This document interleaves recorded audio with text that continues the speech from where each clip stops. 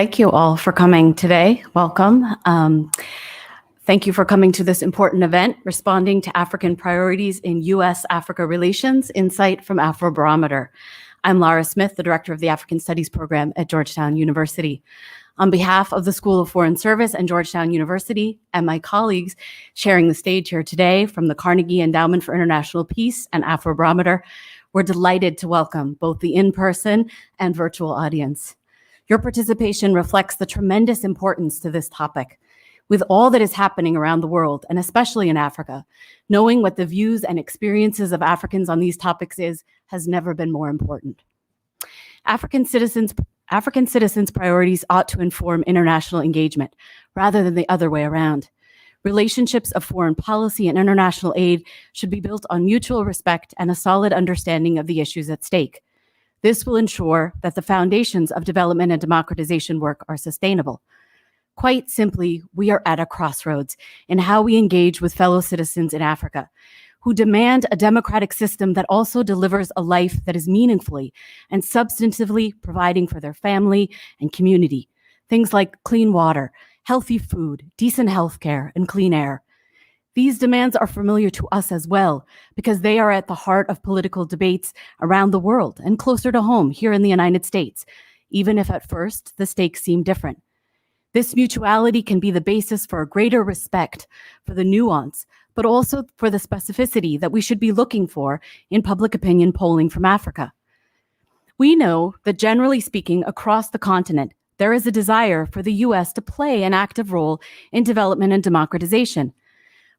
But citizens are also looking for a different approach than previous administrations, which have not taken seriously the tremendous economic and entrepreneurial potential and the role and dynamism of African youth, for instance. This must include discussions then of economic growth that builds in employment and does not leave anyone out. There is no other organization that has helped us to fill the lacuna in knowing what these priorities are than Afrobarometer, providing at once both sweeping, comparative continental views, and at the same time, the granular, the country level, the specific, as well as the local, the thematic understandings of citizens' priorities. I recently had the pleasure of sharing with my students a lovely video of our Afrobarometer colleagues collecting responses in rural Lesotho, and it was an amazing testament to what it takes to accomplish a nationally representative survey. It also had all of us longing a bit to get to those mountains. Without the questions being asked in these particular ways by our Afrobarometer colleagues in these multitude of countries and over time, we would not be able to say with enough certainty where public opinion in particular countries is on some of the most important questions of the day. So we're excited for the presentation today and the subsequent comments by our panelists, as well as the question and answer session. We know it will provide the context in which to interrogate how U.S. policy can be better aligned with the priorities of African citizens in ways that reflect mutual benefit and cooperation. I'm delighted next to welcome here my colleague, Dr. Zainab Usman, Senior Fellow and Director of the Africa Program at the Carnegie Endowment for International Peace, who will introduce our speaker. Dr. Usman.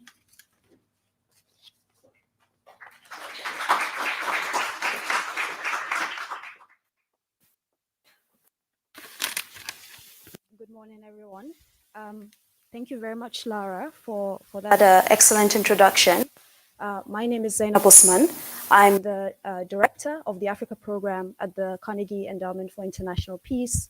The Africa Program at the Carnegie Endowment is quite great. The Africa Program at the Carnegie Endowment is relatively young, although the Carnegie Endowment is a very well-established institution. And we are very delighted to welcome you to our first hybrid event in these very strange times that we find ourselves in. So we're very excited with also all the speakers that we have lined up. And indeed, this is an excellent collaboration with the African Studies Program here at Georgetown University. So thank you to Professor Lara Smith and other colleagues who made this happen.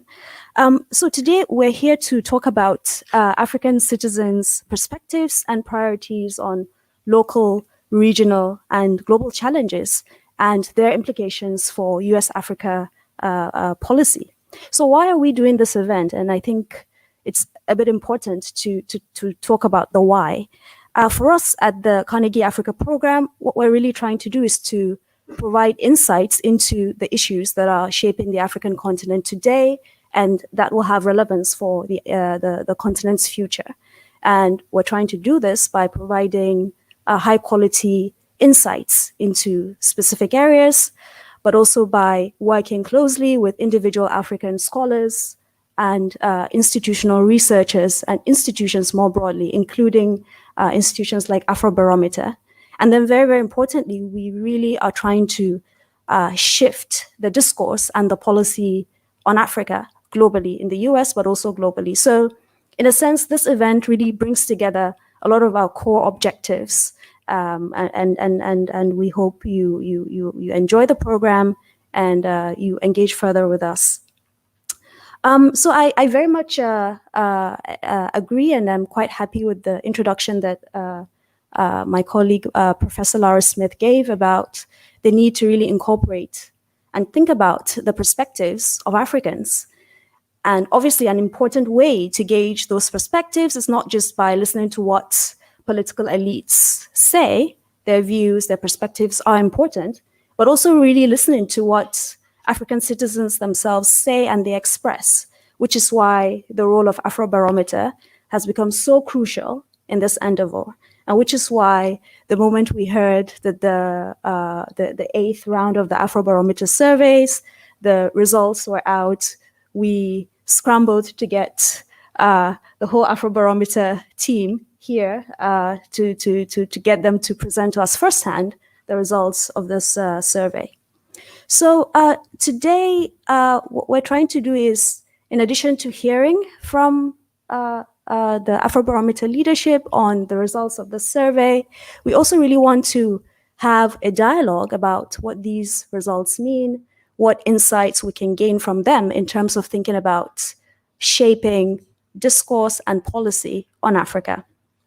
And to that effect, then the speakers we have here are Dr. Joe Asunka, who is the CEO of Afrobarometer. And I invite you to look up his excellent profile online. We also have Mr. Travis Adkins, the Deputy Assistant Administrator in the Bureau of Africa at the USAID. We also have Dr. Ken Opalo, Assistant Professor of the African Studies Program at here at Georgetown University. And yeah, we of course have Professor Lara Smith, who already introduced herself, so that's why I saved her for last. I invite you to look up their profiles and bios online. Before we go into the actual discussion, let me quickly walk you through what we're trying to do in the next 1 hour, 15 minutes or so. So I'm going to hand over shortly to Dr. Joe Asunka, who is going to give a presentation of the highlights of the 8th round of the Afrobarometer survey. And he's going to speak for about 20, 25 minutes, after which we're going to have a discussion with Mr. Atkins and Dr. Opalo on, what they think about Dr. Joe's presentation, but also the insights from that presentation. And then we're going to move to a Q&A session with all of you here with us today in person, but also with our virtual audience. So I think that is kind of the run of show for this event. And without further ado, I will call on Dr. Joe Asunka to come to the podium. Thank you.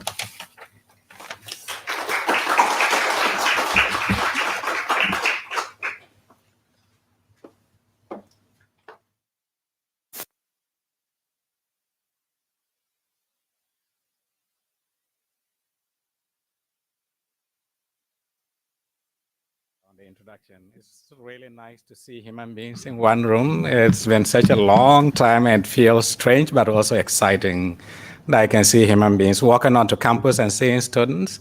It felt like the world actually exists after 2 years. So really grateful for that. So first of all, just sincere thanks to the Carnegie Endowment for International Peace and Zainab yourself in particular for the tremendous work you did to bring us here. And I would say that since the round 8 results came out, this is one of the very first public events we're having here. And so thank you so much for being the pioneers of and hearing for the first time some of the highlights of the results that we have. As you can tell, we are still digging into the data, and so what I'm presenting here is just a scratch of what we actually have. And so we are always available. If people want more details, we are ready to provide that. Also want to really thank the panelists here, and, Mr. Atkins and Professor Lara, and Ken, as well as Zainab. I know you all are very strong supporters of the Afrobarometer, and we do all this hard work because we want the data to be used and to see that their data is being acknowledged and used by different actors, like policy actors and academics and students. That is the purpose for which we do the Afrobarometer surveys. So I'm glad that we have young people here who I hope that as we go forward, we would have a lot more of some of the work that we do, at least manifest in some of your academic studies, whether it's in your dissertations or your thesis. I think it is the purpose for which we exist. And now I just also turn on and say thank you to the remote listeners. I know several people are connecting online, so thank you all for connecting in. This is, of course, we can't have everybody in the room in this situation, but we're really grateful that many of you have decided to join with us online. And I'm really glad also to have my colleagues here from the Afrobarometer. Of course, one of the co-founders and the board chair of the Afrobarometer is here, Professor Jima Bwadi, he's been on the Afrobarometer for almost more than 2 decades now, and still going on. And their pioneering role is what has really brought the Afrobarometer to this point. So I really just want to acknowledge that. And I have Dr. Caroline Logan with us as well. Caroline has also been with the Afrobarometer for nearly 2 decades. Thank you so much, Caroline. And of course, I have the Chief Operating Officer, the person who does make sure that everything goes well. Mr. Felix Bigger is here with us as well. So just to acknowledge and thank you all for making it. All right, so let me start off by just a brief overview of what the Afrobarometer is for the sake of those who may be experiencing it for the first time. As you can tell from the initial remarks by Lara and Zainab, that we are a Pan-African survey network. It's a non-partisan survey network that collects public opinion data across the continent. Currently, we operate in about 35 countries, but we have actually surveyed up to 39 countries in the 22 years of our existence. Started off in 1999 in 12 countries, but then has grown over time. And I'm assuming I can control my slides from here. There you go. All right. All right, so that is basically what the Afrobarometer is and what we do. We have 3 main objectives that we focus on. The first is to produce really scientifically reliable data and analysis of public attitudes in Africa. That is just our bread and butter. We produce this data and make it available publicly. We also strive to strengthen capacity for analysis on the continent. So analysis, whether it is by academics, policy actors, the media, and especially young people who want to get into analysis, so strengthening quantitative analysis skills to ensure that they're able to take this data and use it in ways that is productive and can inform whatever decisions that is being made. And finally, we broadly disseminate the data. And this is one of those situations where we engage with actors like yourselves and share some of the data with you. So these are the core objectives that we have for Afrobarometer. Of course, the ultimate goal for us at Afrobarometer is to make sure that we provide a voice in policymaking to African citizens, ordinary people on the continent, by providing this high-quality opinion data and engaging with policy actors to make sure that they have this data to inform their decisions. As you can see, we are not necessarily an advocacy organization. What we do is to bring evidence to bear on people's decisions. And that is our principal role. So where do we work? We work in, as I mentioned, about 35 countries, but we've conducted surveys in up to 39 countries. If you look at this diagram here, the pioneering 12 countries that we worked in 1999 are colored in orange here. And the latest country that we engaged in the latest round of the surveys, round 8 surveys, is Angola, which is shaded here in green. And the rest of the countries came along over time. So 1999 was round 1, and we repeated the cycles until now, where we are at round 8. We are hoping to get into 40 countries in round 9, and round 9 surveys are just about to roll out in a few countries before the year ends. And then by September of 2022, we hope to have completed surveys in 40 countries. For that, means that we need to get into new countries. As you can see, in the central part of Africa is kind of a void for us, and we've been trying hard to get into those places. And of course, the details of why some of the countries are just impenetrable, we can explain that briefly, but we are hoping to be able to get into Mauritania, which will be a new country for us, into Guinea-Bissau and Seychelles as well. So these are 3 new countries we're hoping to get into. And then, of course, we have done Burundi in the past, and we want to get back into Burundi. So that will be our ambition. And hopefully, if we cover those, we'll get up to 40 countries. In terms of our methodology, and just briefly on the methodology, the Afrobarometer does work with national partners. In each country, we have a national partner, whether it is a think tank or a university center that leads the surveys in each country. And these national partners are the ones that actually implement the surveys. And we do this because, of course, for us at the Secretariat, I wouldn't sit in Ghana and know what happens in Nigeria or Angola. It's Angolans and Nigerians who understand the context and can conduct the surveys. And so the national partners conduct the surveys in country, they lead the dissemination in country. And then we aggregate it at the Secretariat level for these types of global releases, which I'm going to talk to you about briefly shortly. So all our respondents are randomly selected. As you all know, we distribute our samples across the country according to different, their share in the population, whether it is state or region or province, urban, rural. It is the proportion is always proportionate to their share in the national population. And every citizen, of course, age 18 years and above, has an equal chance of being selected.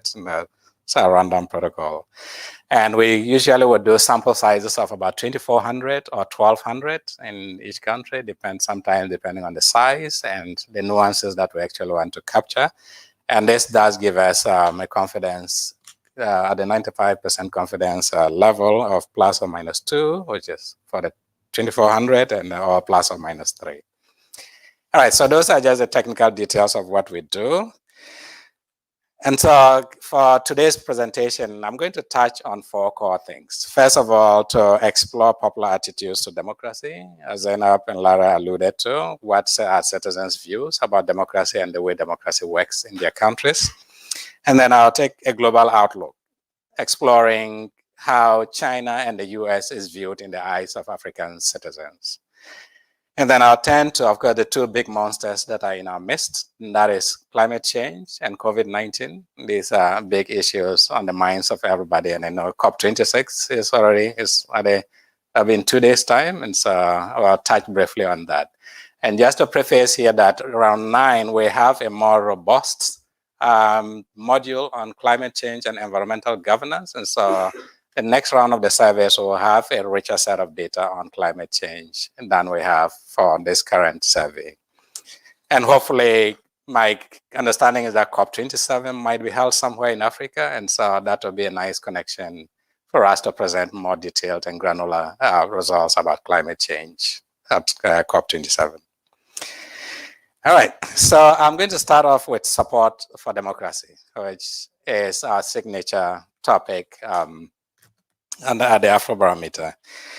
So popular support for democracy continues to remain very robust on the continent. We have never had anything less than 7 in 10 Africans saying that they support democracy, and that continues to be the case in most countries.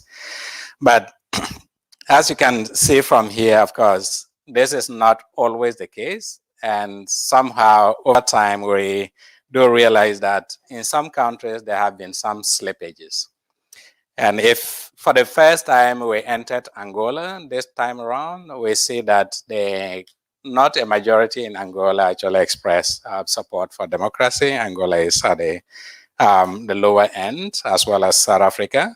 In the case of Angola, this is probably has to do with uncertainty and reluctance on the part of people to respond, because we had several don't knows in the Angolan case. And so I think that is probably driven by that. What is concerning is the case of South Africa and the slippage that we've seen over time. So South Africa started off 10 years ago at about 72% support for democracy, and it has now fallen to 40%. And that is really concerning for all of us. And I'll get back to the South Africa case and zoom in on South Africa and share some more granular details on that. But then if we look at attitudes towards authoritarian alternatives, so when we think of support for democracy, it's not just people's expression of the support, but whether or not the other forms of regimes that we have, whether or not people support them or reject them. So these are the authoritarian alternatives. So one being military rule, one-party rule, and one-man rule. And across the board, consistently over time, we see that Africans roundly reject all these alternative forms. And so this gives us confidence that not just that they support democracy, they really don't want any other authoritarian form of government in their midst. And this, of course, is encouraging, except for Burkina Faso, where we see that there's a clear minority view in terms of support for democracy. Across the board in most countries, support is really very solid and robust. And even in Sudan, where we surveyed the last time, you might know that the recent military takeover there provoked some counter demonstrations from democracy promoters. And we think this is what we found, that Sudanese really reject military rule. At least it's a slim majority, but it's a majority that rejects. And we wouldn't be surprised to see that people are out on the street protesting the military intervention. All right. But beyond that, well, how about the democratic norms? I'm turning now to democratic norms. So in addition to this robust support for democracy, Africans also consistently and increasingly support democratic norms. And these include rule of law, this includes presidential compliance with decisions of the courts, as well as term limits, which is one of the most robust findings we have across the continent. Term limits is something that Africans are solidly supportive of, that presidents must subject themselves to 2 terms. And there's no exception. This is a majority view. Parliamentary oversight is also very strongly supported, and support for multi-party competition, as well as the fact that elections should be the only mechanism for choosing leaders on the continent. And of course, accountable governance also emerges as a big an increasing demand from African citizens.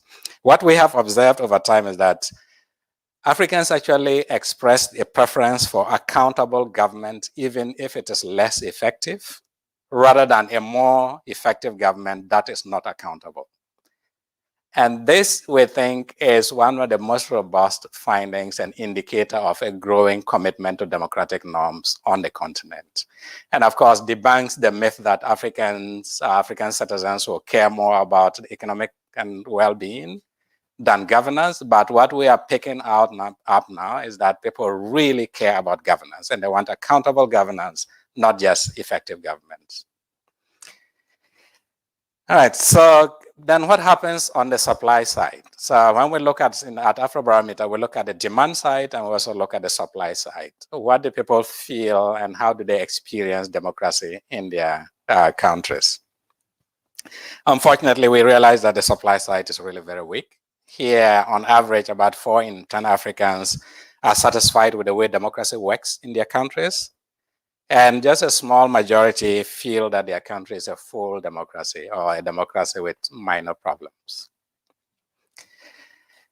And if we then zoom into some of the trends over time, here, this chart that I just displayed here shows the supply of democratic institutions and how they have been. Here, what we see is that the supply of clean elections, presidential compliance with rule of law, and parliamentary oversights have recorded no significant changes at all. They've been stagnant at best over time.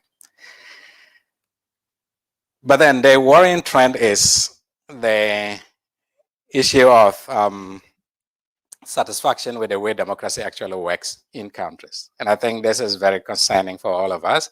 The satisfaction of democracy just continues to go down and has deteriorated further even in this period, in the most recent survey. And when you step back and think about the youthful population of Africa, given the growing frustration of democracy, and the fact that often, and Zainab alluded to this, that unemployment becomes still an issue, and anytime we ask the question of what is the most important problem that your government should address, unemployment comes up as tops. So if you have increasing frustration with the way democracy works and unemployment continues to remain a challenge, then it does give us some worrying trend. Where are we just sitting on a time bomb? And I think this is something that policy actors need to be wary of, that you have a youthful, bulging population that may not have jobs, and they are increasingly becoming frustrated with democracy. It's not a good sign for us. And so thinking of ways that we can reverse this trend, that democracy delivers in accordance, or at least starts to meet people's demands, would be one way to avert any challenges we may face in the near future. All right, so let me now move on to look at the global perspective. So what I've just presented to you now is about this demand and supply side of democracy. Okay, and as I said, we have lots more data and nuances on this. That is, we can look into and explore further. But I want to zoom in on South Africa and just show you the case of where I mentioned earlier that the South African case is concerning because support for democracy is declining significantly. So we see here for the South African case, South Africa is yet to recover from the shock of the Zuma years and continues to be the case. It doesn't look like Ramaphosa has maybe been able to make any dent on what has happened from the Zuma time. And what we see is that people's evaluation of the extent of democracy is only at 40%. Meanwhile, the proportion of South Africans who think the country is going in the right direction has just taken a nosedive. Right, so from about half of the continent, the country that used to think that the country is going in the right direction, this has come down to just about 25%. And so that is really concerning. And even perceptions of corruption in the presidency, for the first time since we started surveying in South Africa, is now a majority view, which has never been the case. And so this is really concerning. But I also show this to highlight the fact that even though most of our presentations and engagements are taken at the continental level, this is the kind of detailed data that we can provide country by country, that we can tease out these indicators at the country level to show how things are actually playing out in each country. And of course, I've only used South Africa as an example, but we can use all the other countries and show how the trajectory looks like. All right, so I'm going to turn briefly to look at the global perspectives and Africans' views of the United States and China. So first of all, we have been asking our respondents to tell us which country, which model they think is, or which country's model they think is best for their own development. And what we have observed over time is that China and the US always come up tops. That in this particular case, exactly a third of Africans in the last survey said the United States is the best model, and then 22%, of course, said China. And we've also seen that South Africa and actually using their own home countries is best. And so I think some people actually are thinking that we need solutions closer to home than it is from abroad. In terms of breaking down at the country level, if we break the results down at the country level, what we observe is that actually the preferences vary depending on the country. And so the US model stands out as the most preferred model in countries like Liberia, Sierra Leone, and Morocco, while the China model is preferred in mostly Francophone West Africa, which is Benin, Burkina Faso, and Mali. In terms of influence, when we ask people whether or not they think the influence of these countries' superpowers or regional powers is positive or negative, again, here we see that the influence of the US and China is seen as mostly positive. And I think that's an experience we've gotten over time, that the influence, people think it is positive. And of course, when we also disaggregate at the country level, we realize that the positive assessment of the influence of the US and China remains quite solid in most countries. And we take this data to mean that perceptions about the United States and China doesn't necessarily go in opposite directions. What the data actually shows is that they move together. They either move together in the positive direction or they move together downwards. There's really no contradiction. There's not. They don't contradict each other in the eyes of the African public. All right, so now I'll turn briefly to, as I mentioned, the two monsters in our midst. COVID-19 first, and look at what we have observed over time. So first of all, in terms of government performance in handling the COVID situation, we have seen a lot of good marks from African citizens. Most Africans think that their governments did well in handling the COVID-19 situation, both in terms of providing information and also keeping the public informed about all the protocols and the like. And so that is a positive sign from there. So, now, when you also turn to restrictions on freedoms, here too we realize that for the most part, Africans were comfortable with those restrictions if it will protect public safety and security, and of course the health reasons as well. And we do see that Africans continue to accept some restrictions if it will be to the better good or the greater good of the public. And so whether it is postponing elections or restricting election campaigns, censoring the media, there's some level of acceptance. But I should caveat this by saying that when we ask people about whether or not they are concerned that governments may use the COVID situation to increase their power, is a big concern among lots of people. That even though they accepted these restrictions, they are afraid that governments may not reverse some of those temporary restrictions as we move on or out of COVID-19. All right, so this is what I just said here now, being worried about, and looking across all countries, most people are worried that governments may use the COVID-19 situation to increase their power. All right, so in terms of the attitudes towards the COVID vaccine, we have also seen there's quite a bit of hesitancy on the part of people whether or not they would take the COVID-19 vaccine. Of course, hesitancy is quite high in some countries compared to others. Senegal is surprising because hesitancy there, it's whether or not people are willing or would take the vaccine if it were given today. I say Senegal is at the bottom there, which is kind of surprising given the initial tests that took place in that country. But of course, it does give us a worrying trend. What we see here, we have put together trust that the government will make the vaccine safe, and then willingness to take the vaccine. And we say those two are highly correlated here.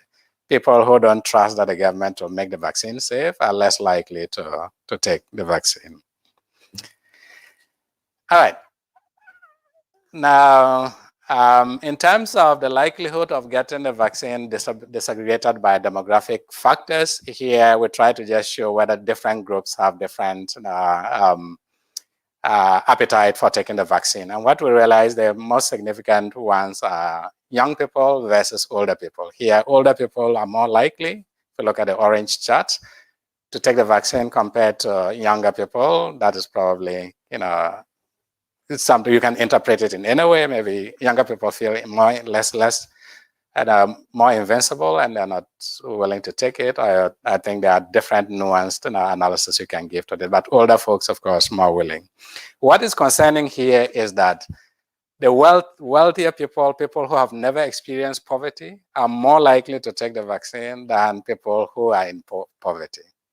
And I know that there's this conspiracy theory out there that says COVID-19 is a disease of the rich. And so that can be a big concern, because if that happens and the vaccine rollout is likely to even become more inequitable, because if poorer people don't get it because they think it's a disease of the rich, we may end up rolling it out, but only ending up having it taken by the wealthier people in our population. All right, so let me now turn briefly to climate change. And here I'm only going to focus on awareness of climate change. Here the good news is that awareness is very high on the continent. Lots of Africans have told us that they are aware of climate change, about 6 in 10.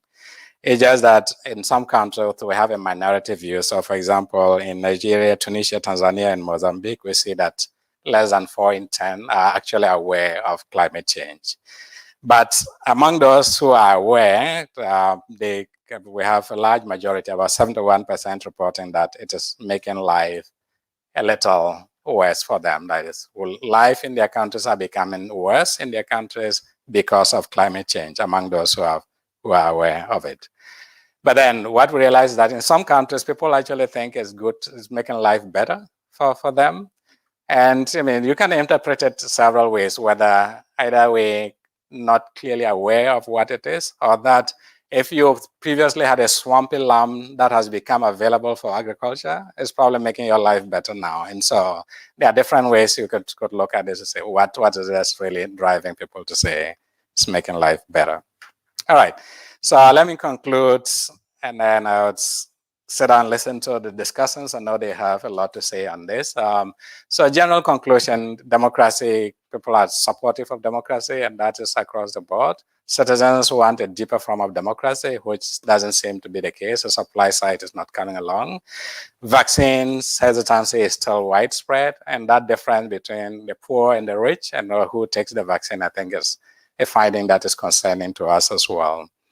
And of course, when you talk of views about the US and China, as I said, these rise and fall together. They don't go in opposite directions at all. Okay. All right, so I'll stop here. I'm happy to respond to any questions that you may have. And of course, my colleagues are here to respond to any other questions that you may have. So thank you so much for your attention. Thanks for taking so much time.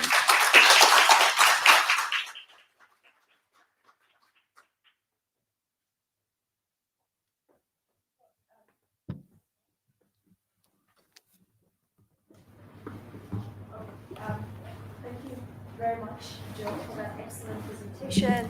There were a couple of key highlights there in the vast trove of data that you presented to us on the demand and supply of democracy, on how people feel about COVID-19, the COVID response, the vaccines, but also around the two big superpowers of our time, the US and China, how people feel about those two superpowers, and finally around climate change. Good to see that you now have a module on climate change and you intend to do a lot more on that front. I think a key thing that stood out to me is that across the board, there's strong support for democracy.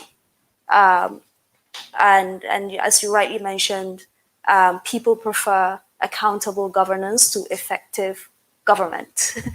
Very interesting finding there that I think political scientists, social scientists need to really dig deeper into.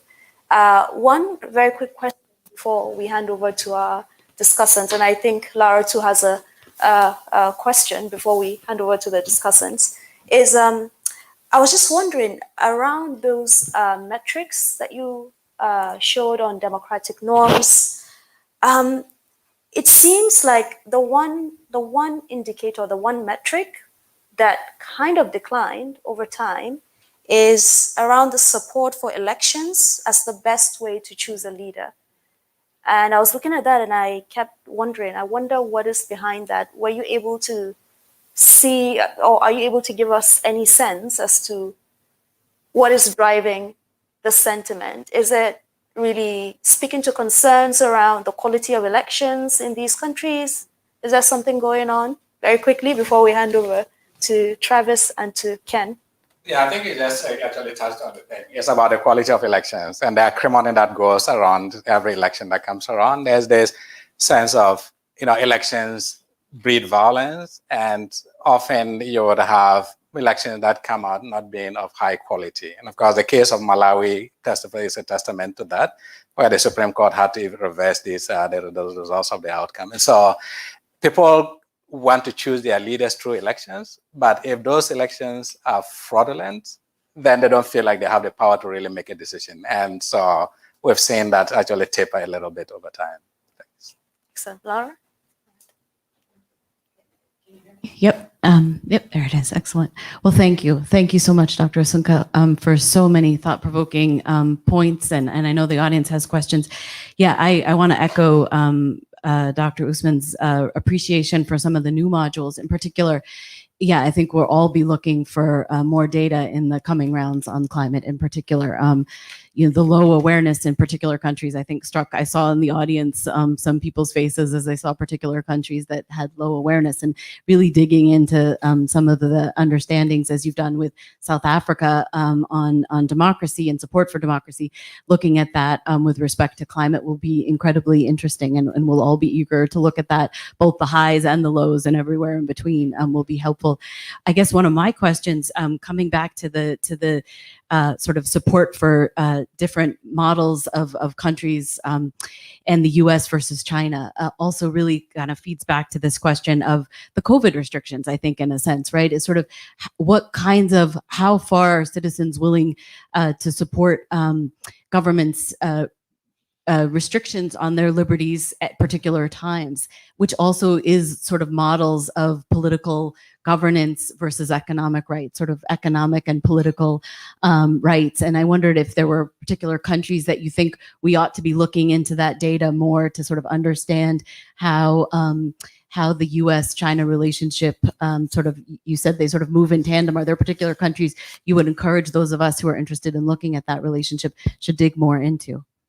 Yeah, that's a great question. I think that's the nuance that we can actually provide. And so I think we can take that offline. I'll just look into the specific countries where that nuanced examination would be useful. And as is mentioned and gave the example of the South Africa, some of the details in terms of different indicators and whether or not we should be digging deeper in, we can provide that to you. But the one that comes to mind is just thinking about Francophone West Africa.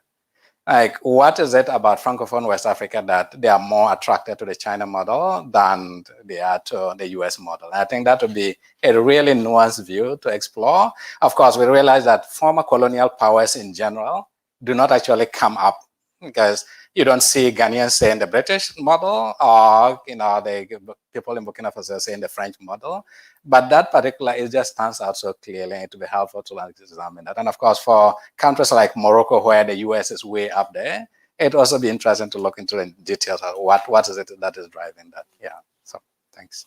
Yeah, well, thank you very much. And now we hand over to Travis Adkins, the Deputy Assistant Administrator in the Bureau of Africa. Sorry, that's a mouthful. I always struggle with that at USAID. Over to you, Travis. Thank you so much, Zainab. Good afternoon to everyone. It's wonderful to see you. Wonderful to be here. First, a hearty thanks, of course, to our host, the Carnegie Endowment for International Peace, the African Studies Program at Georgetown University. And I would start by saying I think that I am probably the luckiest person in the room today. I get to be here at home with the Georgetown African Studies Program, in which I teach. I get to represent USAID, and of course, I get to be with my wonderful colleagues on this panel this morning. One of the things that Joseph mentioned in his presentation is one of the things I think is most striking about this, and that is, as I look at the fact that many of the people in attendance today are having to live stream, as I look in the room and see that all of us are masked, it makes me think about the ways in which we have been separated and devastated by things that we cannot actually see with the naked eye, and that is the impacts of COVID. But that also makes me think about other things that we can't see with the naked eye that can cause us either to have wonderful experiences in life or to be devastated. And so it would take scientists, of course, to look into the impacts of COVID. It would take scientists to look into the atmospherics that create the corrosive effects of climate change, which devastate our lives. On the same order, it would take sociologists and political scientists and historians to mine out what is in the minds and hearts of people. What are their attitudes? What are their thoughts? How do they feel about their lives and the prospect of their lives? And that is one of the things that makes the Afrobarometer data so important, because it gives us a snapshot of things that we cannot see that could either lift us as a human family or take us into greater tension and conflict and possibly war. I was, of course, fascinated, as I always am, by this round of data from the surveys, the power, again, that Afrobarometer has to not give voice to the voiceless, but to amplify the voices of African people, too long overlooked in the West, too long overlooked writ large in foreign policy, and so honored to be a part of helping to lift that voice myself as well. Of course, as you guys know, and as Joseph mentioned, USAID is a longtime supporter of the Afrobarometer from when it was a project in its inception in 1999 through the present day, through our partnership with, of course, USAID and the Afrobarometer project. So we look forward to working with them going forward on the next round, to getting out and pushing out these latest findings as we're beginning to do today. So while the project, called Afrobarometer is a decades-long effort, the organization called Afrobarometer has been established fairly recently. At USAID, we believe in the promotion of local ownership and African research institutions, and we congratulate the Afrobarometer, the organization, for reaching, again, this major milestone. We also value not only the generation of this kind of data, but the skill sets and the knowledge that is being built in African civil society among African scholars and researchers to conduct this kind of research and data and partner to teach the rest of the world about themselves, rather than to have those relationships going in the reverse order. Of course, over the last year and a half, we have all seen in the world unprecedented challenges, and they harken back to what I started with, and that is the idea of civilian protest, not only in America, but across Africa and all over the world, with people who are dissatisfied with their government's capacity to protect them, to serve them, and to provide them with the dividends that democracy is supposed to promise. Of course, again, the challenges to democratic governance and the scourge of a global pandemic. For round 8 of its survey work, Afrobarometer has led an impressive effort to look at the effects of the pandemic, to accomplish its survey work and analysis. And as you know, USAID is an agency very focused on the pandemic and supporting African countries to not only to prevent its spread, but to begin now to look at what are some of the second order economic impacts, health impacts, livelihood impacts that this pandemic can cause.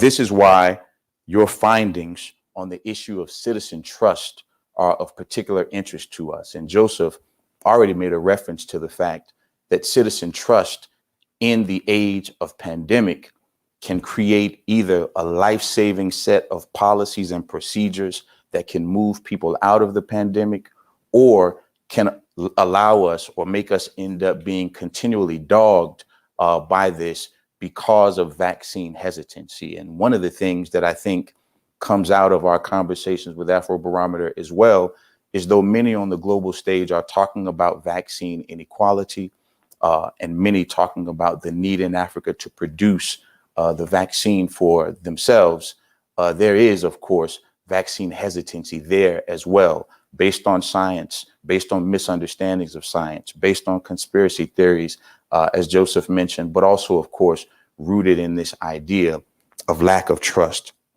for government. Of course, we also found the data on the People's Republic of China's influence in Africa to be of great interest. The survey tells us, importantly, that Africans do not necessarily see the People's Republic of China as the best model for development. At USAID, we believe in and promote local ownership and self-reliance. That is what all of our efforts are attempting to move our African partners towards together. We want to support growth and development, not dependence on international assistance. As such, we prioritize investment in African people's capacity to expand their own agency and to dictate their own affairs, which is quite different from China's model. The findings on other topics, such as democracy, demand and supply, elections, and climate change, of course, also align closely with USAID priorities and provide us with very useful insights. I look forward to discussing some of these further in the Q&A session. And I want to close again by recognizing the importance of the amplification of African voice that this initiative represents, for us to begin not to just pat ourselves on the back for amplifying the voice, but actually to hear and listen to the voice and try to figure out how we shift our policy, how we change our models of partnership so that we can go further together across the Atlantic. Thank you, and I'll stop there.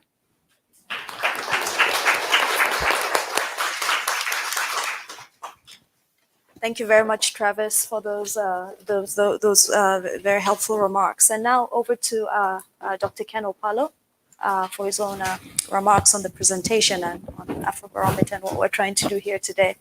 Thank you. Great to see everyone, both here and online. Thank you, panelists. It's great to have the Afrobarometer team here. Thank you to Carnegie for partnering with us. And thank you to our director, Dr. Lara Smith, for making this event possible here at Georgetown.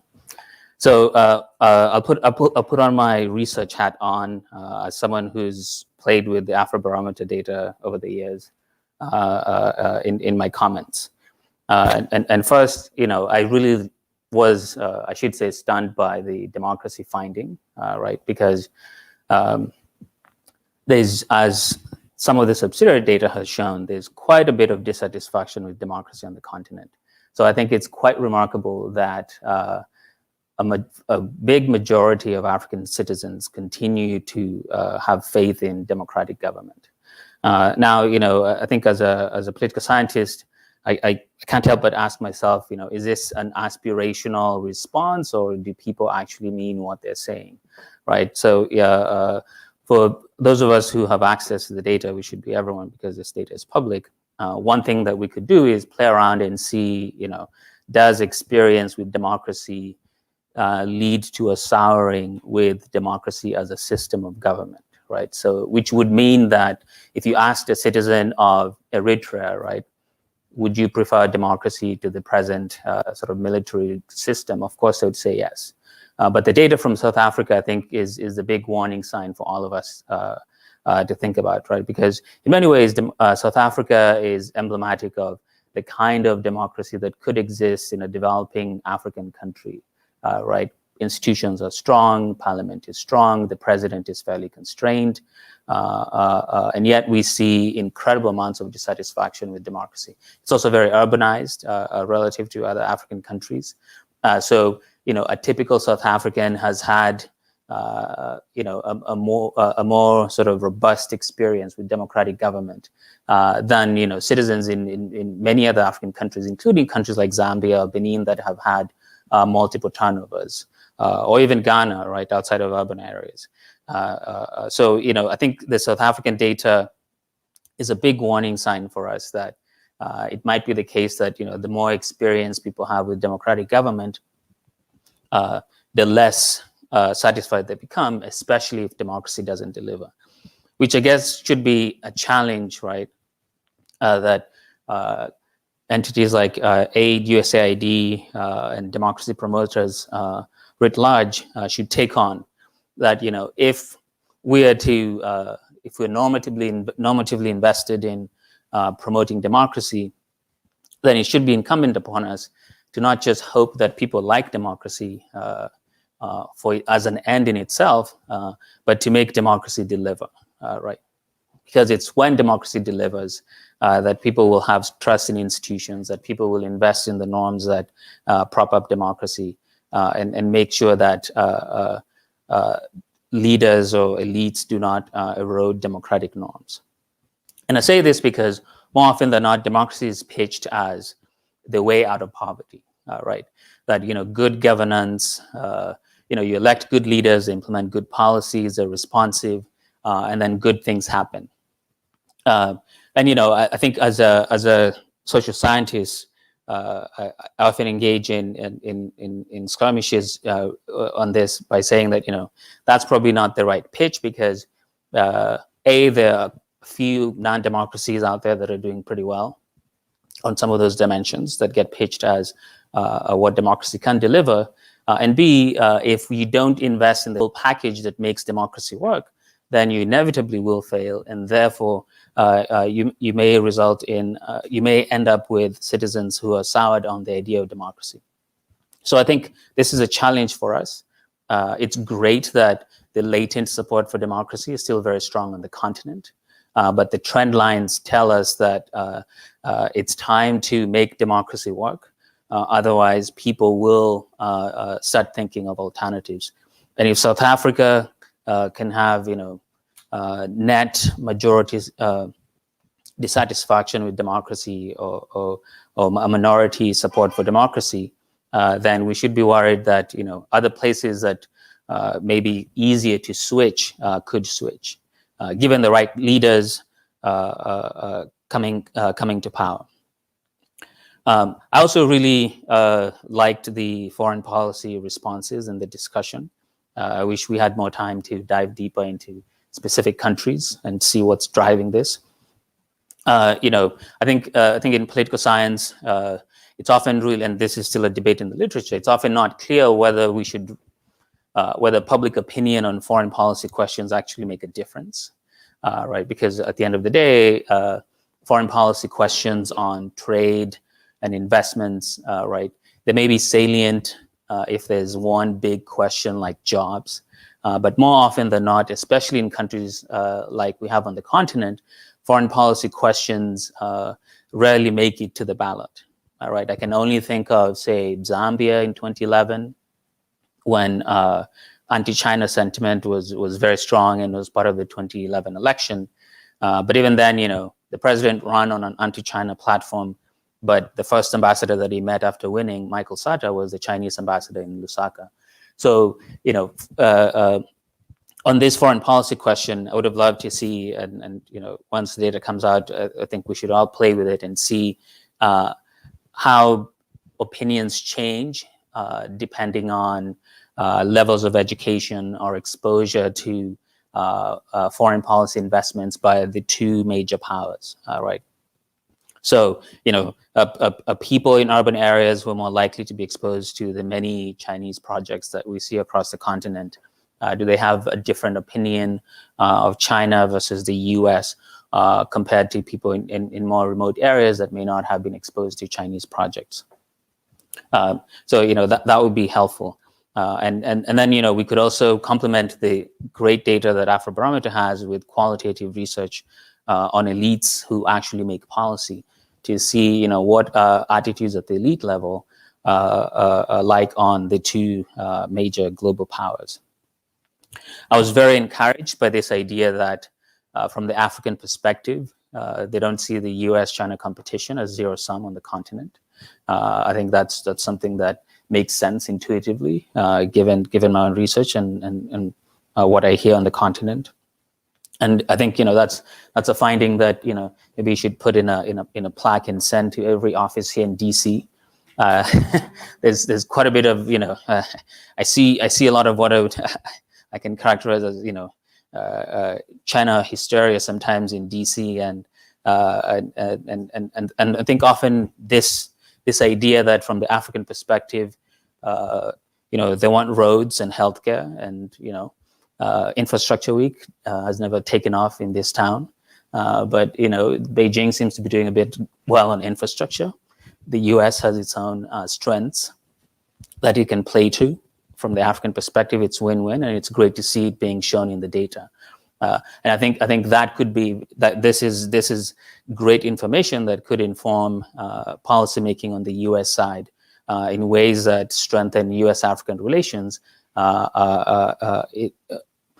in a direction that works best than this conflictual relationship between the U.S. and China that plays out. I think China too could benefit from such information, right? Knowing that its engagement with African countries is not zero-sum from the African perspective. Because I think either superpower will lose if it couches its pitch as zero-sum. Because if the pitch is you have to let go of PEPFAR funding to build a road, or you have to let go of your power dam to get PEPFAR funding, then that's not a good pitch from the African perspective. And then finally, I think obviously the continent is a huge place.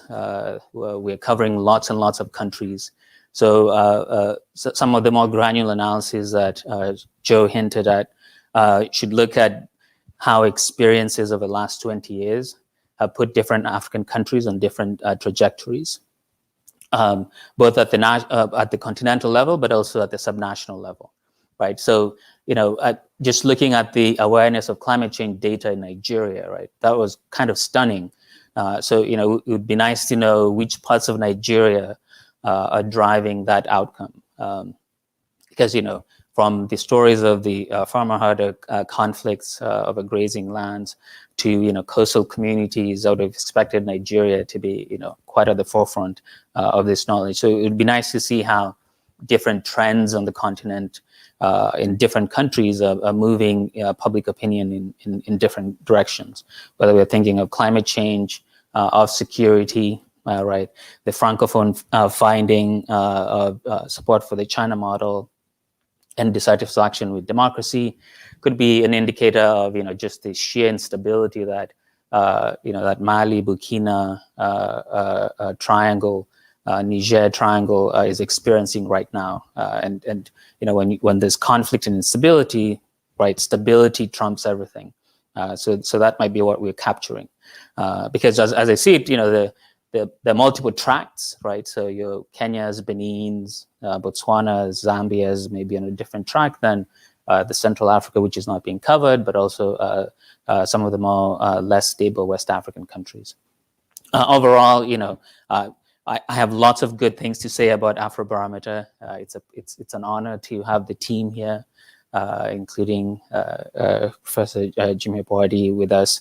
And look forward to the Q&A and to asking more questions. And I'll end by asking you all to download the data. We have students in the room. This is a great resource for your assignments. Impress your professors.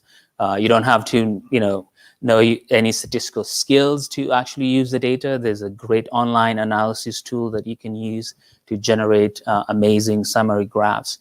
So go on to the website and use the data. Looking forward to your questions.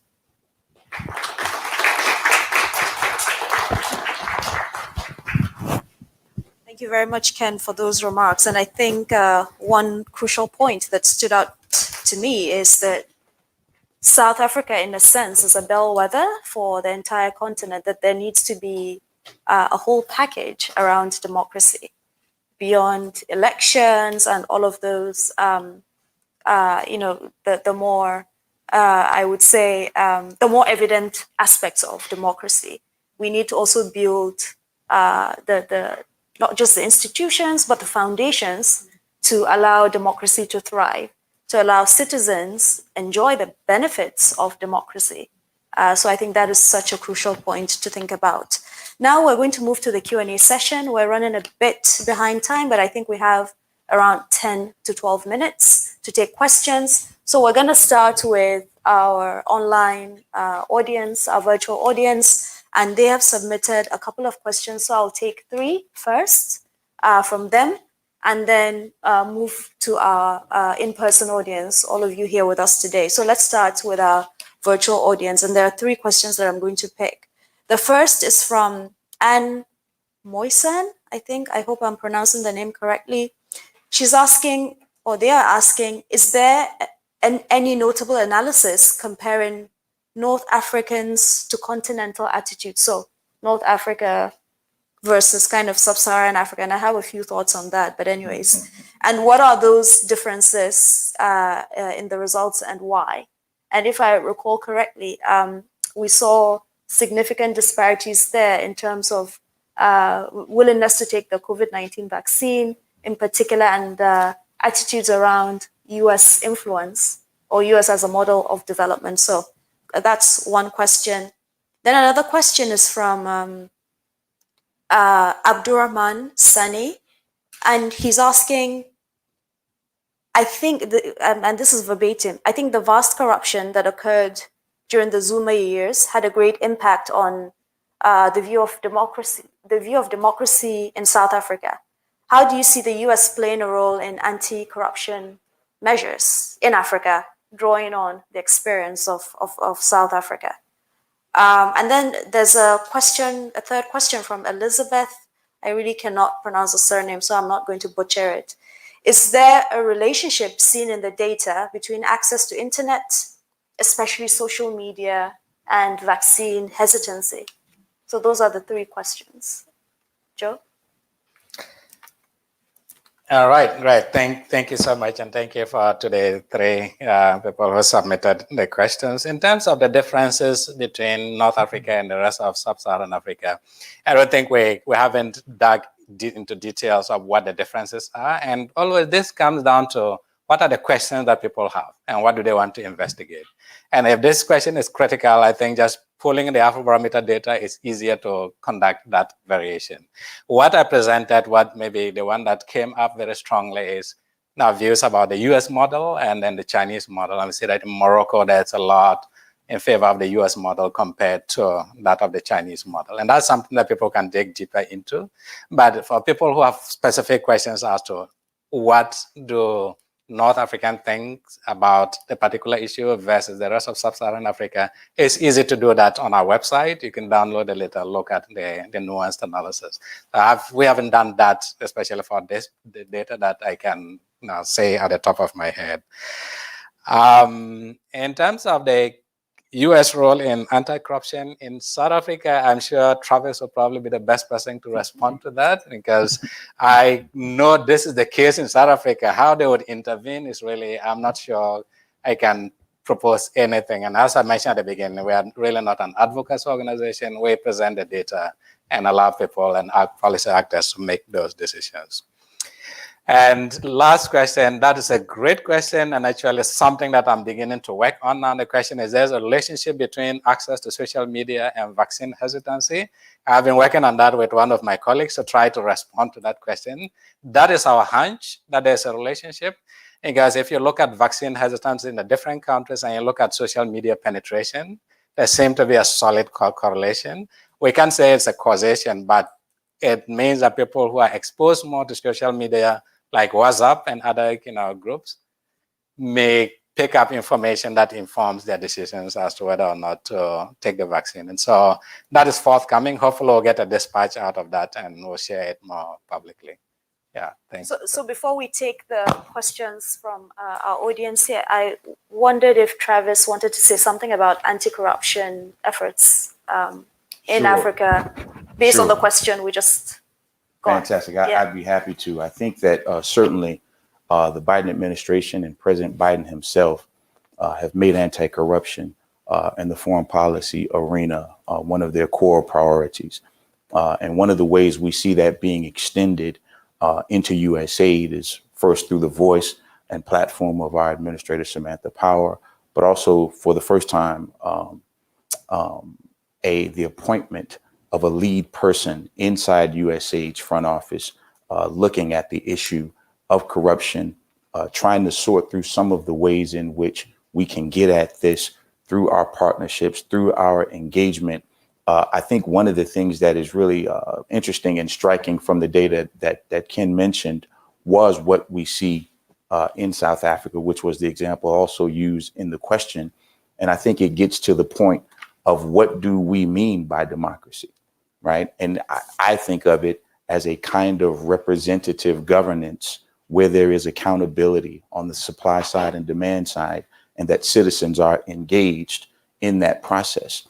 But I think one of the things that is happening is there are lots of nations who are calling themselves democracies, who actually are not representative of their people, who have elections, who have the window dressing, if you will, of democratic governance, but do not have the accountability to their citizenry. And if democracy cannot deliver, you have two questions.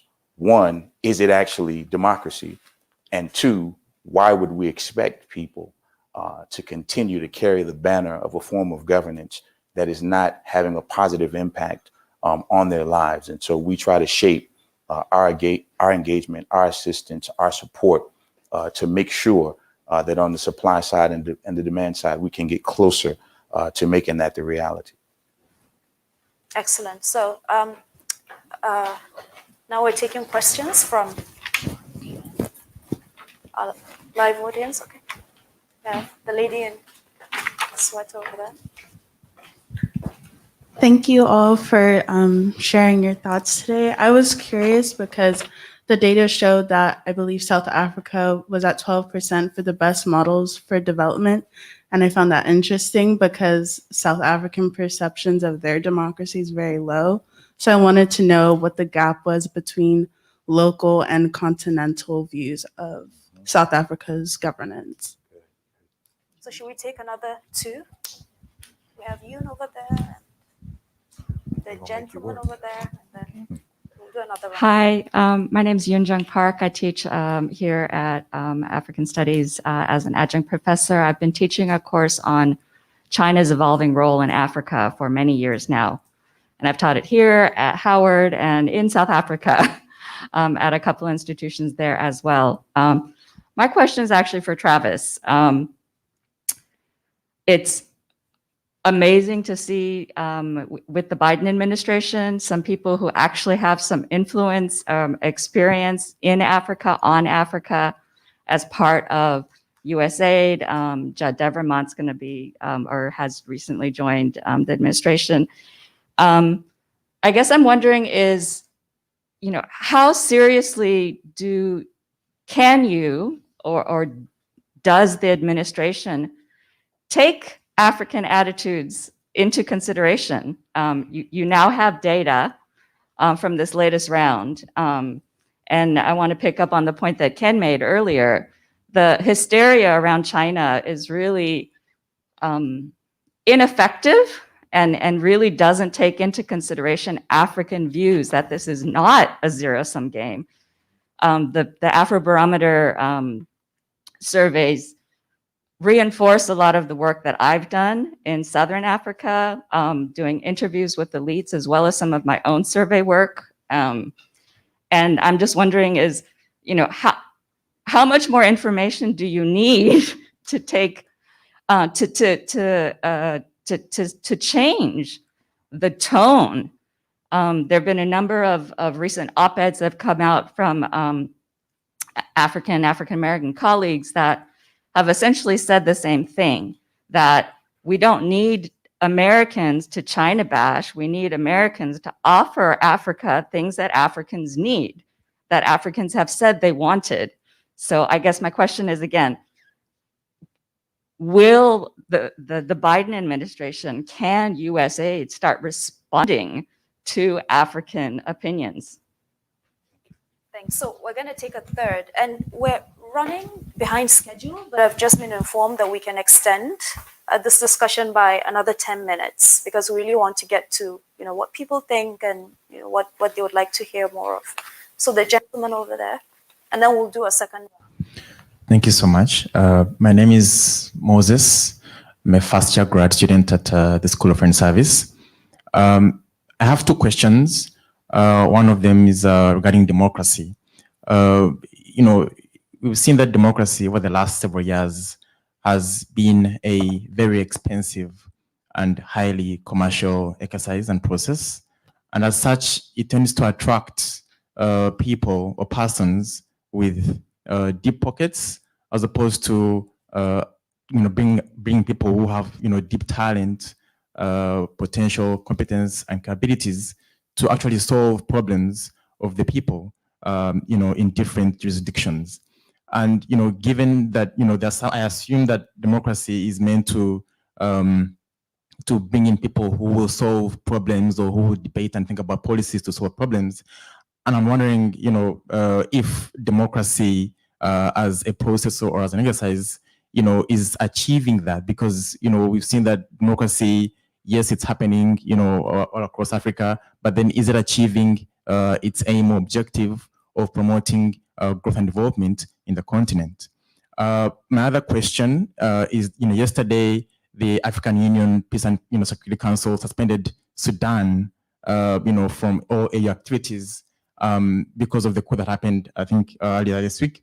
And I'm wondering, the AU, given its values of transparency and accountability, whether the AU has actually done enough to be the voice of the people, or to try and hold accountable leaders who tend to breach or defy democratic values and principles in their different countries. Thank you so much. Can we address those three, please? Yeah, right. Yeah, thank you all so much, and thanks for your question about South Africa. I'll take that one and the last one, and Travis will come in on the specific question to him. So in terms of continental views versus local views about democracy, I think it probably comes down to thinking like the grass is always greener over there, and that sense of South Africa is probably a good model for development, is what some people, about 12% of our respondents, felt that South Africa is a better model for development. We interpret this to mean maybe people are looking for solutions closer to home, like I mentioned earlier on. And so if South Africa is in the continent, is doing well, we can model our development according to that.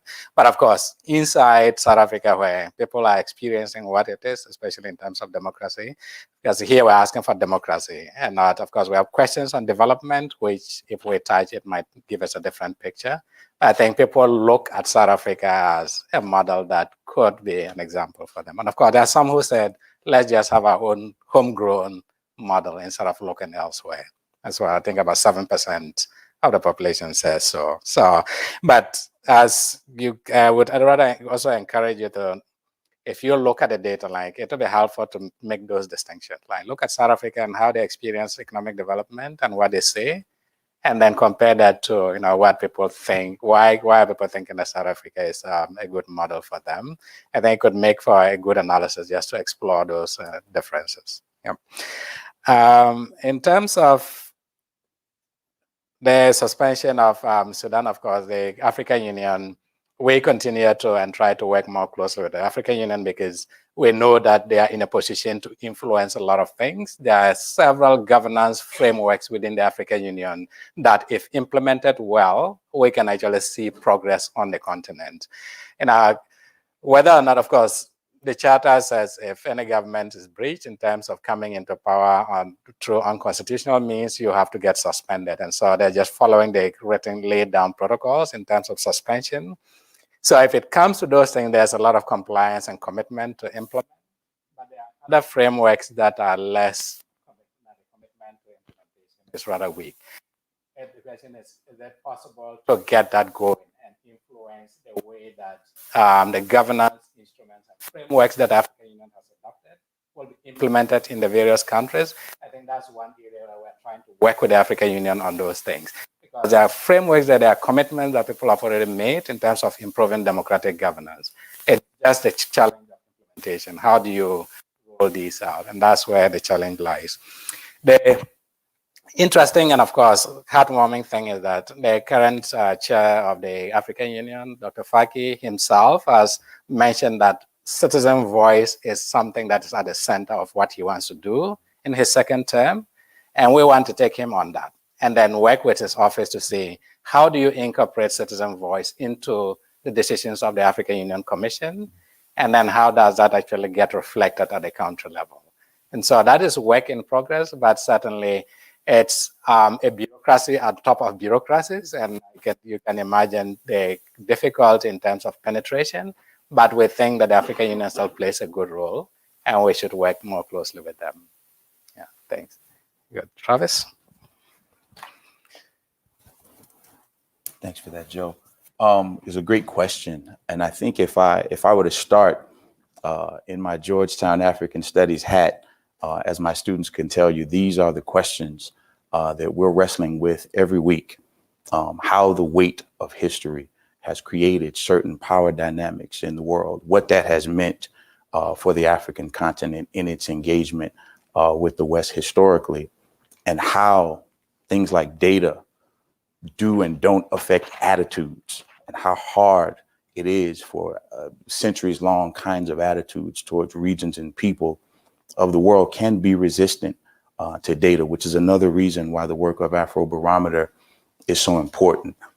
Putting back on my USAID cap, I think it's one of the reasons why we have funded the Afrobarometer for so long, because we do believe in Africa, for Africans, African voices, Africa, engaging it on its own terms, right? Not simply as a place to be concerned with for larger kind of global competition related aims. And I think that that is a main thrust of the Biden administration, not to see the continent as a place for simple assistance and aid, but to see African nations and people as partners, to engage them as such, to support, as Joseph said, against the two monsters of COVID and climate, programs like Prosper Africa, programs like Power Africa, programs like USAID programs that seek to give assistance to African nations that want to take advantage of AGOA, right? And so it is this emphasis on meeting these nations as equals, understanding their agency, and looking at them as long-term partners, not short-term engagements related to whatever the big foreign policy issue or fear is of the particular day. And so I think that, yeah, the big thing about this administration is the change in that attitude, because as you said, the data has been there, but acting on it is a whole nother thing. Excellent. So we're really running out of time, but there's just one question I'm going to pick from an additional set we received from our virtual audience, and then we're going to take one more from the in-person audience here, but you have to make your question very, very brief. So this is coming from Max K, and they are asking if there's any data on citizens' opinions on issues of debt on the continent, and generally what the panel here thinks about the implications of rising debt. So perhaps specifically, is there any data on the issues around debt in Africa? But very quickly, maybe we'll take the final question from this person. Hi, yes, thank you for this presentation. My name is Kati, and I'm also a graduate student in the School of Foreign Service. And I'm wondering if you could elaborate on the barriers to entry for Afrobarometer in Central African countries. All right, so just quickly, I know we are running out of time. In terms of Central Africa, we usually have setting criteria for entering into different countries. So first of all, you have to have a very recent census frame, because we draw a sample using a census frame. So if the census data is more than 10 years old, then it becomes difficult to really get a truly representative sample from there. In some other places, there are government restrictions. So for instance, in Chad, they have a good sample framework, but then the government says, if you conduct a survey, it is only the government that can release the results. And we can't spend it, go into a country like that. And so some of those dynamics is what prevents us from really getting into some countries. I think the first question was on debt. Yes, of course, this is a thing that is personally for me to think of, because I have a personal interest in debt and how debt is likely to impact Africa. But we have a question about whether or not people think that their country is borrowing too much from different countries. And yes, that has become a central issue. People think that their governments are borrowing too much. Of course, as to what that means for us, I think the intellectuals, of course, including Ken, have started thinking about what this means for Africa over time. So maybe I'll turn it over to Ken or others to come in. Go ahead. Yeah, I think that is one of those things which gives us this mismatch between public opinion and elite opinion, right? Because debt to GDP ratios, they tell us something, but other factors come into play, whether high debt is good or bad. It depends on what money is being used for. So public opinion may reflect dissatisfaction with overall government performance, as opposed to the act. Excellent. Well, this has been so fascinating. Thank you so much to our audience online, but also all of you who have joined us here today in person for such a rich discussion. There's a lot more to really unpack with respect to the data. And, I hope we all continue to engage, and certainly do look up the Afrobarometer website.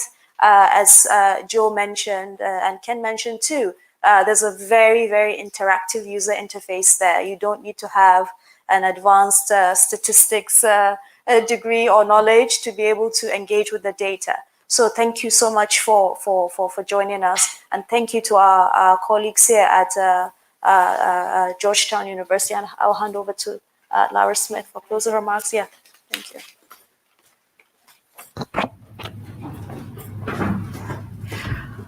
Well, I'll make just a few closing remarks and let you all go. Yeah, I want to just chime in with some thanks to everybody here.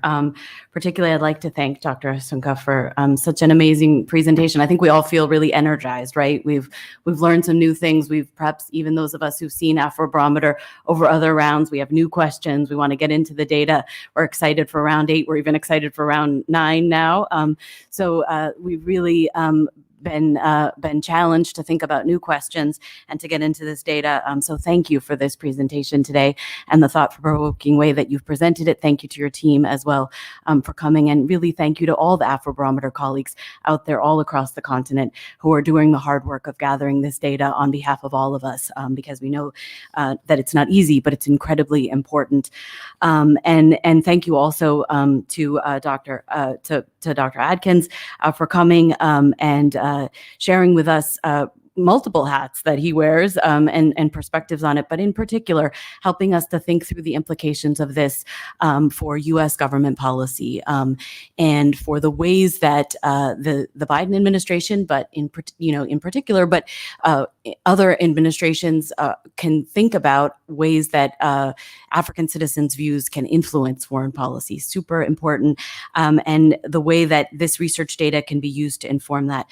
Thank you to Dr. Apollo as well for putting on that research hat and also energizing us to think about how we can use research data, no matter who we are, practitioners, policymakers, students, faculty members as well, that we all own this data as well. And we ought to take advantage of it, no matter who we are, to ask new questions and to come up with that and then to contribute that back to our Afrobarometer colleagues. And finally, I'd like to thank Dr. Zainab Usman and to our colleagues at Carnegie for coming to us with this idea, and to all those, Juliet, Maddie, Alex, Charlene, and to those who helped us to make this, my colleagues in the SETS office, helped to make this possible, this amazing hybrid event that we weren't sure we could pull off in this time. It's a testament to the energy that we had to gather together, certainly both in person, but also in an ongoing virtual capacity to gather together to consider what the citizens on the continent expect from us here in Washington and around the world. And we'll continue that work. So thank you for coming.